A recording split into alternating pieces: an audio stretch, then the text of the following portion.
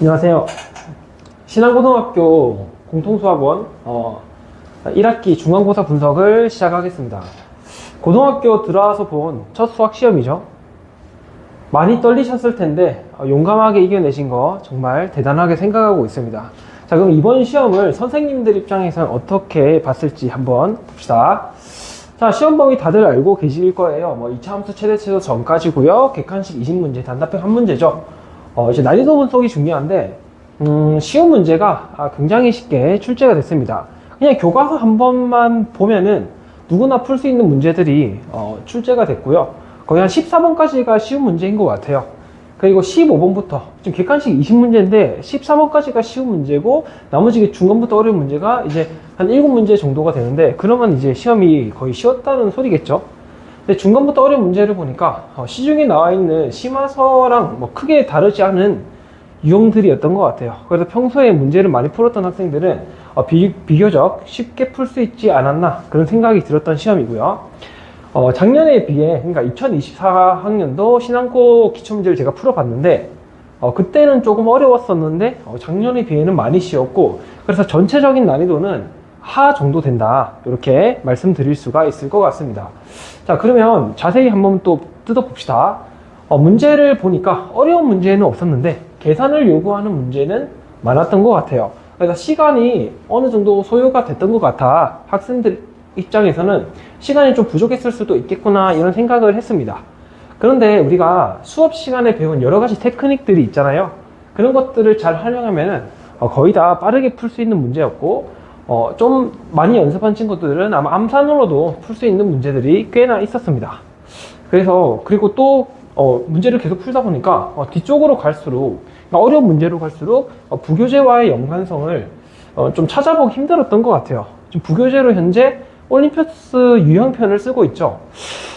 그래서 왜 그렇게 하셨는지, 부교재를 왜 풀라고 하셨는지 솔직히 조금 의문이 들었고요. 그 문제를 보시면 창의적인 문제가 단 하나도 없었습니다. 이게 좀 실망스러웠어요. 보통 내신이라고 하면 선생님들이 막 머리를 써서 창의적이고 독창적인 문제가 한두 문제씩은 나오거든요. 그런 거 푸는 맛이 있어야 하는데 이번에는 창의적인 문제가 단 하나도 없었습니다. 그래서 문제를 아까도 말씀드렸지만 심화 유형설을 많이 풀어보고 좀 이제 계산이 좀 빠르다, 이런 학생들은 아마 다 푸는데 10분대 정도 컷으로 다 풀었을 것 같아요.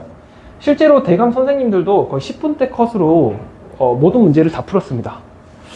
조금 쉬웠던 것 같습니다. 이제 다음은 이제 카톡인데, 이번에 시험 본 학생이 94.2점을 받았다고 카톡을 보내셨습니다. 굉장히 좀 잘하는 학생이고요. 대감 학원에 와서 실력이 많이 늘었어요. 실제로는 100점을 받을 수 있는 실력인데 실수를 해서 94.2점인 것 같습니다. 조금 아쉽네요. 100점이 아니라서. 다음은 이제 적중에 관한 내용인데요. 아까 14번까지는 너무 쉬운 문제라 아무 문제집이나 풀면은 다 있는 내용이기 때문에 15번부터 이렇게 문제를 가지고 왔습니다. 여기 평택실록에 있는 문제랑 이제 이렇게 적중을 했고요.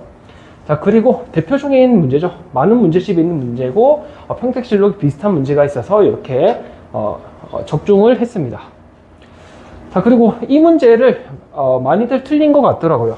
사실 굉장히 복잡하게 써져 있지만 수업 시간에 배웠던 직각, 삼각형의 성질과 거리곱 등을 활용하면은 암산으로도 사실은 풀 수 있는 문제예요. 굉장히 빠르게 풀 수 있는 문제고, 비슷한 문제의 내용이 마플 시너지에 실려있기에 이렇게 가지고 왔습니다. 우리 수업에 마플 시너지를 다루는 학생들도 있었죠. 네, 이 문제를 풀면은 크게 어렵지 않게 풀 수 있었던 것 같습니다.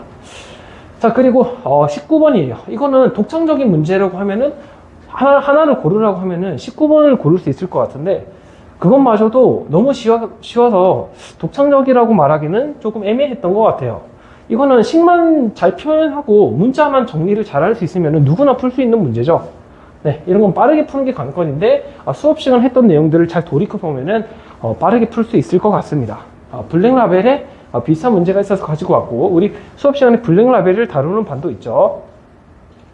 그리고 이 문제도 그냥 점의 좌표들을 잘 표현하고 삼각형 넓이들을 적절하게 잘 표현하면은 누구나 풀 수 있는 문제였어요.